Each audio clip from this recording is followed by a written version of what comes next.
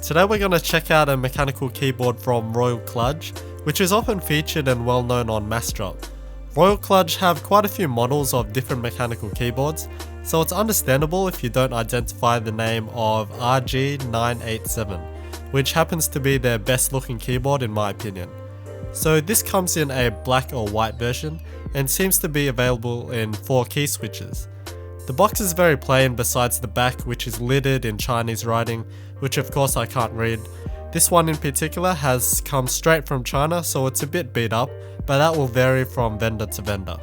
So much like the box, the contents are minimal as well. We have the keyboard itself with no foam or anything, as well as a little guide that again is unreadable to me. I would prefer a bit more protection, however many keyboards come packaged the same. And here's the keyboard itself. And I must admit, I do love white keyboards, and this just exemplifies white. This is a 10 keyless design, so it's quite nice and compact. It's a very traditional and conservative design which most people love. So it has the simplest of lines with no flare or flashy angles, which is often seen on gaming oriented keyboards.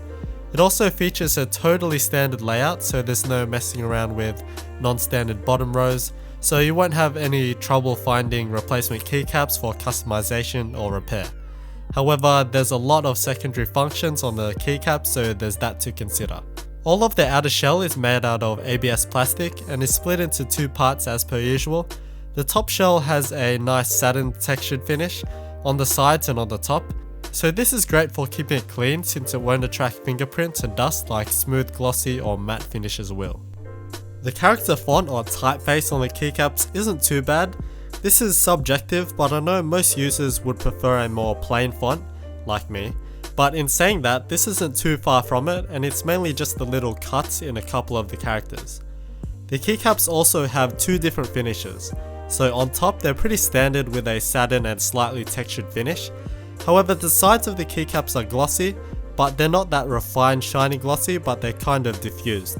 However, yes, they do get some smudges on them if you do remove them and pick them up, but this is hardly the case when they're left on the keyboard and used normally. And now probably one of my favorite features about the board is the backlighting, and the fact that it's white. I almost always prefer white backlighting on keyboards since it matches with pretty much everything and it just looks great. And when you couple this with a white shell and the white keycaps, this keyboard looks awesome in my opinion, but I just love that all white look, which I know many others will too. So there's a couple of lighting modes which is similar to my DuckyShine 3, so this is all accessible via the function key at the bottom. The LEDs can be turned off and on by hitting the escape key. There's 5 brightness levels not including off, and is all controlled by the up and down arrows. Hitting the print screen key will change the lighting modes, and the first one is the pulsating or breathing mode, the speed in which can be controlled by the left and right arrow keys. The next mode is the reactive typing mode, where the keys light up when you actuate them.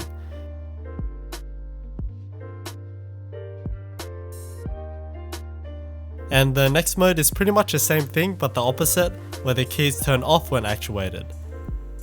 After that is the ripple effect, which can be quite crazy when put on full speed and typing. Then there's the alternating stripe mode. And then it goes back to the default mode, so there's quite a few modes there, which is nice. But just like on my DuckyShine 3, which I use as my daily driver, I never really use these modes and just use the default mode. And then there's these other functions. Now the documentation given is in complete Chinese, and I couldn't find any information online about this, but I had a friend that was able to translate this somewhat, but still it wasn't too clear. But basically scroll lock are some sort of profiles for the keyboard, the pause key is something about recording, and this other key with a camera recording symbol is apparently for recording macros. I couldn't figure out how to do this, so my apologies, but hopefully others out there will. When we take off the keycaps, we can see the key switches, and these are Kailh switches. Now, Royal Kludge actually use different key switch brands in some of their other keyboards, which is one of the reasons why they're quite affordable.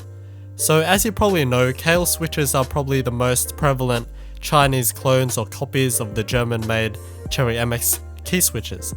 So they are essentially the same thing bar a few things and are of lesser quality.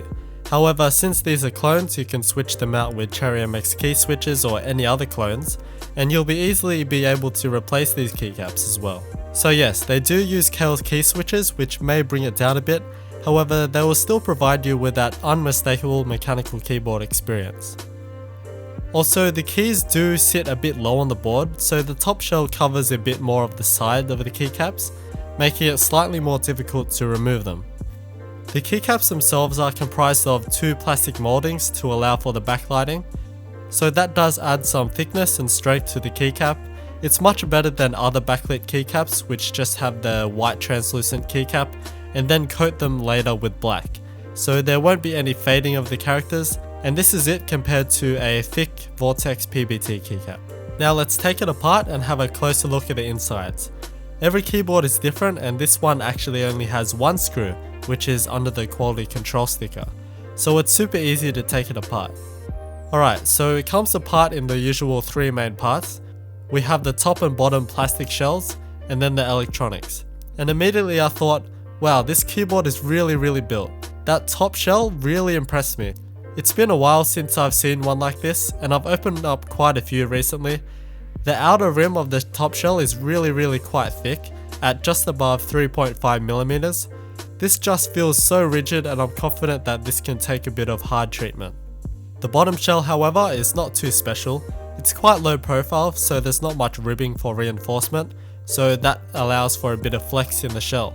But this is completely eradicated when the metal backplate and the PCB is put in, so that's not too much of a concern.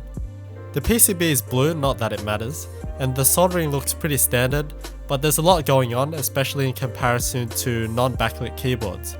In the bottom left area we have a whole lot happening, which you shouldn't mess around with, and then there's the rest of the keyboard. We have all the key switches, and with them are the LEDs, as well as capacitors for each one. This is mainly because of the lighting features of the keyboard, as well as the onboard memory for the profiles and such. The key switches are then mounted to the metal backplate, so yes, these are plate mounted key switches, which is the norm, and that means to replace these key switches you would have to desolder them. The metal backplate is also in an awesome white, so the LED kind of bounces off that as well, and gives you a more even glow when turned on. And the steel backplate is actually textured and seems like it's been powder coated, which is really awesome to see. Taking up the spacebar, we can see that the longer key switches use Cherry style stabilizers instead of the Co-Star style wire stabilizers. And I actually haven't seen this on a Kailh keyboard before, as all the ones that I've dealt with have had the wire stabilizers. Now, one thing that I wasn't too impressed about was the USB-Y connection.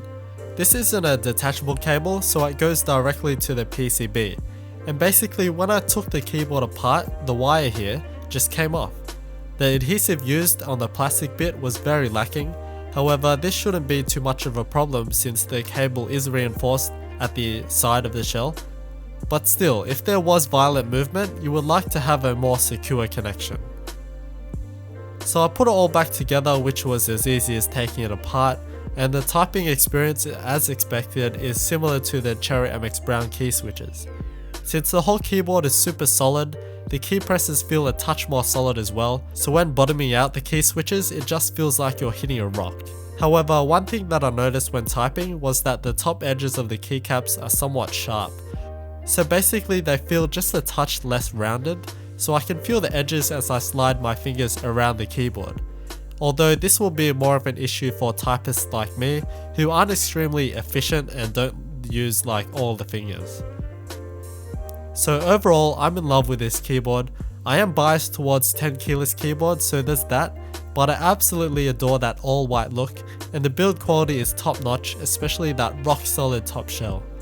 Also, the lighting features are a nice addition, and this is actually for quite a very cheap price at approximately $50 brand new. This is just a super low price in comparison to other keyboards with the same features, and it isn't some gimmicky looking keyboard as well. However, these do use Kailh key switches, which is a slight negative, but these will still give that same experience you will get with the Cherry MX key switches. I would recommend doing more research on the Kailh switches if this is of concern. Also, just a few little things I'm not a fan of are the font of the keycaps and the lack of English information. So yeah, I think this is just an awesome option with a ton of features, especially if you're on a budget.